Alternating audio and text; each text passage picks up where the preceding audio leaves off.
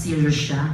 Ayan, syempre, mas naging, wala na yung dating ano-ano namin, yung mga ganun kami, ingay, ganyan. Hindi na siya maingay? Hindi na, ano na talaga. Lagi siya nagkikwento tungkol kay Zia, so nakita mo naman talagang super proud mother siya, tsaka, ano talaga siya, hands-on, yun. So yun yung nakakatuwa sa kanya, pag dumadalo kami sa bahay nila, buhat-buhat niya si Zia, ganyan. O, kumusta ka naman? Eto, buhat ko siya, mga ganyan. So, ayun, proud na proud din naman kami sa kanya kasi, ayun siya. Taray. Ang dami mo ng shows, no? Ilan na yung shows mo sa GMA, Buban? 3 po. Oo. May itbulaga ka pa, di ba? Pag ano? On call. On call ka pa, yaya pa? On call po. Ang yaman mo na to. Sobra! Kinaiingitan ka ng mga ibang Becky na ano, best friend mo siya. Nararamdaman mo yun? Parang may mga ano sa'yo. Hindi ko lang po alam kasi yung gusto lang magpa-video greeting sa kanya, hindi ko talaga.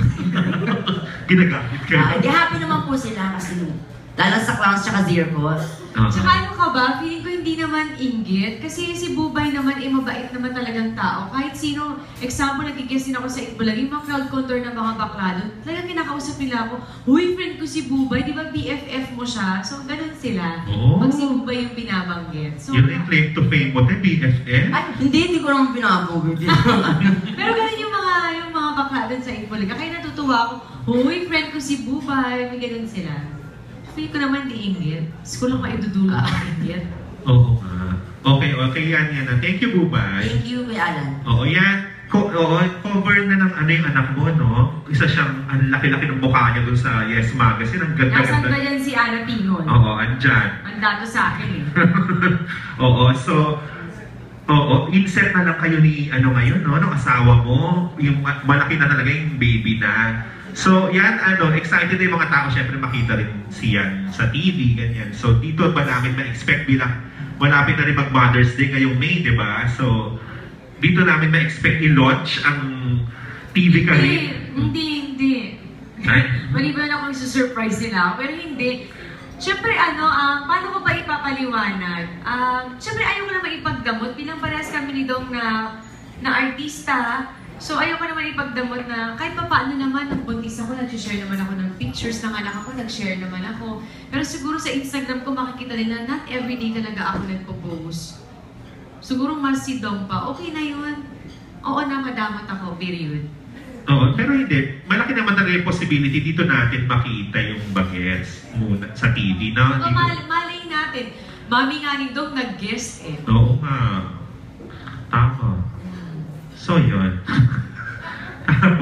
Tapos yan, yung may sinabi ka rito na parang talaga nakakatawa yung sabi mo, more to come, no? Yung Totoo naman. quote mo dito talaga. Parang gusto mo talaga marami ka talagang maging anak. Oo, makakatawanan ko talaga na gusto ko maraming anak. Swerte na lang siguro ko ngayon after Zia bumalik yung katawan ko, parang walang nangyari. Sabi ko nga kung ang kapalit naman maraming anak, ay okay lang. Kung ano man mangyari sa akin. Siguro the mere fact din na nakapag-asawa ko, nabuntis ako, parang ang sarap na ng buhay, dire-diretso. Importante yung totoong pagkatao mo kung sino ka at ano ka sa ibang tao. Sa ngayon ang mahalaga sa akin, siguro bonus na yung maganda, bonus na yung sexy. Pero ang importante, yung every morning, katulad itong yan ang morning, sana mabigyan namin silang kasiyan kahit 10 to, 45 minutes na tayo, 45 minutes, masabi nila, ay, ganda ng morning ko, ay, ang saya.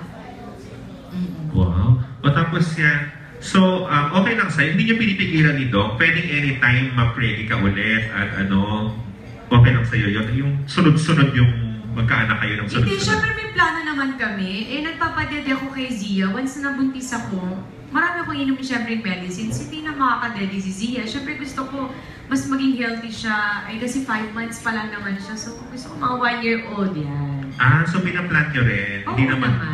Hindi na ratcha ng ratcha. Siyempre naman, pinaplano namin. Ang buhay naman ay hindi biro. Siyempre gusto namin mapalaki yung anak namin na talagang mabuting tao, makapag-aral sa magandang eskwelahan, magkaroon ng magandang asal. Siyempre lahat yan pinaplano namin. Hindi lang, halika anak tayo, mag-aral ka dyan, o magtatrabaho kami. Ayoko nang gano'n. Gusto ko nakaplano lahat, nakaporma lahat.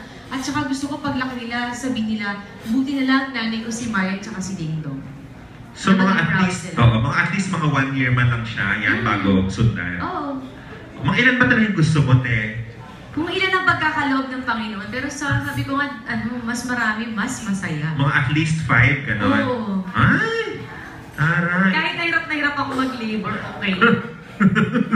O tapos, parang everyday ka na talaga mapapanood, Monday to Sunday. Saturday ka lang walang... Day off ako Saturday. Oo. Pero hindi naman masyadong may iwan si Zia dahil kung ano to, tinitape mo to ilang Hindi rin yung sinasabi ko napakabait sa akin ng GMA para iplano din nila sa akin kung anong projects para sa akin. Kasi sa ngayon, itong talk show ko, twice a week lang naman ako nagtitaping, napakabilis na katrabaho din ni Direk. Parang half day lang, uwi na ako, kasama ko na yung anak ko. Encantadia, parang, di ko alam kung oras lang papawin. Pero alam ko, may konsiderasyon din sila at saka nilalapit nila yung mga location sa bahay. So, walang dahilan para di ko gawin lahat. Kailan ka mag-start Encantadia? May 2. Ayun. Good luck. Thank you. Thank you. Thank you.